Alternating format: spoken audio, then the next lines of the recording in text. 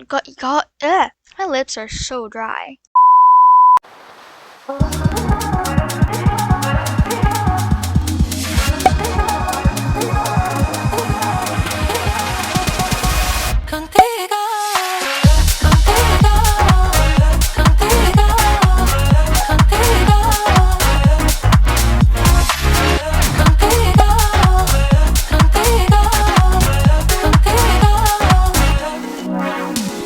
Hey guys, it's seqshell here, and welcome back, or welcome to my channel if you're new. So in today's video, I'm going to be showing you how I record and edit my Roblox videos. Before I start, please comment video ideas that you guys would like to see, because I feel like you guys don't really enjoy my videos that much that I make, so I want to hear some of your ideas. So please comment down below any ideas that you have. Alright, let's go ahead and get into the video. So first of all, we're going to do my screen recorder. I use Debut to film my videos. This software does cost money, but it is very cheap and very good.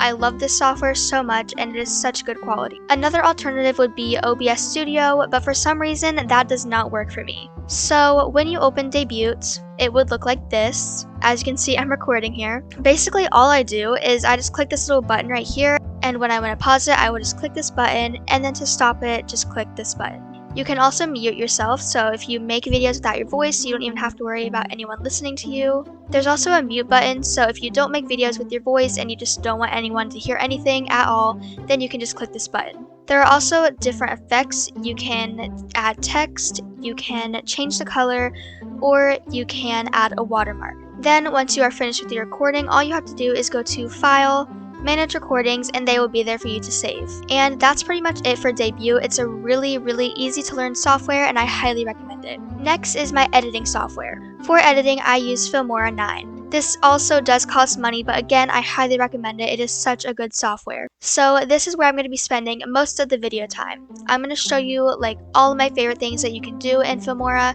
and hopefully persuade you into getting it, because it's honestly so good. I believe it is about $60, but you can keep it forever. So honestly, that is not that bad. By the way, I might be wrong with these prices. I honestly don't remember, so please look in the description if you want to see the prices. They should be there. Okay, so opening up Filmora 9, it does take a little bit, but that might just be my slow computer. Alrighty, so here's Filmora 9. As you can see right here, there is a project library, so if you do save a video, it will be right here, and then you can just click on it and easily get to your last video. So if you are just starting a new video, make sure that it is on 16:9 widescreen. I don't care. Alright, so once you have it on 16:9, just click New Project. So here's the editor when you open it up. It may look a little confusing, but you'll get the hang of it super fast. So to import your videos, I recommend just clicking right here, and then you can choose your video. Alrighty, I just imported an old video that I ended up not using. And then to import more videos, just right click and then click import. Alrighty, now I have everything else here that I use in all of my videos. So pretty much you will just drag and drop your videos right here into this big black middle bar. And then it should come up with this project setting, and it says resolution stuff, and it says match to media or keep it in the project settings. If that comes up, I recommend matching it to the media. It just looks the best. First, we're going to talk about transitions. So up here, there's a little button right here that says transition. You just click that, and then it has all of these included transitions. There are 233 to pick from. You can also favorite them, so these are my favorites, the pastel ones. And then I also have some of these that are really fun. Usually whenever I start a video, I use this one right here called Linear 13, and here's what it looks like. So it looks pretty cool. And as you can see up here, when you're watching the video, it looks really glitchy and gross looking, but then when you pause it, it looks fine. That's the only really annoying part about this software, because when you're trying to edit, you can't really read. And then as you can see, this little tool right here, you can just drag it anywhere, click it, and then it will trim it. And then you can obviously drag it wherever you want, or you can crop it down like that. Alright, that's pretty much it for transitions. Now we're going to get into titles. So there are 260 different titles to pick from, and then you can also make a custom one. So my favorite is this one where it's pink and it comes in looking like that. I just love this, and I think it looks really cool. My second favorite is just the default title, because you can just edit it however you want. So you just double click on it, and then you can change the text, you can change the color, and pretty much anything that you want. You can also change the font, bold, italic, size, and then there's also presets here. So say I wanted this pink looking one. You can't really see it because of the background, so don't mind that. And then there's just really simple ones. And then you can go to animation and you can choose the animation that you want it to come in as. I also really like this typewriter one. Next up is effects. There are 285 effects. My favorites are mosaic, because if you need to blur something out, you can just move this little box around wherever you need to blur it. So say I wanted to blur my Robux, which I was really broke in this video, don't mind that. But say I wanted to blur my Robux, I could just size this down, put it on top of my Robux, press OK, and then no one would be able to see it. Another favorite of mine is the fisheye. It is not a really good looking fisheye, but it works. Like, I don't really like this like border it has, but that's just how it kind of has to be, I guess. My other favorite is this one. It kind of has like pink little glittery bits like that. And then I have my shaking one. And then of course you can double click on them and change the frequency and all that stuff, so it doesn't have to look so aggressive. Next, we're going to talk about elements. These are cute little like emojis and like shapes, weird things like that, but these are actually really cool. There are 199 elements. So I really like these because you can just add these to anything. Like, that's cute. That was so cute. I love that. And then like, look at how cute these little emojis are. Like, they're little HP emojis, but like they're animated and it's so cute. I love it. And then there's all kinds of ones. There's like little text bubbles, arrows, little like clicky ones, banners, more arrows. There's just so many different things to pick from. Then there's the split screen.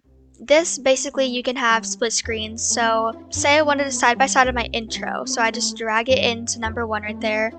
Then I can delete this, and now I have a side by side of the video I was filming and my intro. Really pointless for what I did, but it does come in handy sometimes. So you can actually add up to 100 different layers. So you can just keep going up and up on these layers. So you could have like up to 100 layers of text. Alright, now I'm going to show you different things that you can do. So we're just going to use my social medias. So I literally just made this in Fonto and I put it on a green screen. And then all you have to do is size it down, double click it to size it down, move it over, or basically just right click on it. And then you can click green screen and then move the tolerance all the way up, and now it just looks like my name popping up. You can also rotate it, crop it to fit, copy it, color correct it, rotate it, and there are so many different things that you can do. Then we can just drag in my outro, go back to my transitions, and just add in another one. And now really quickly, I'm going to show you one of my favorite things to do. So let's say I had like a little funny moment right here. So I can just double click it, and then this little border will pop up. You can just make that smaller. And then it looks like when people do that like little black screen type thing, or like when they make their videos a little bit smaller. So it looks like this.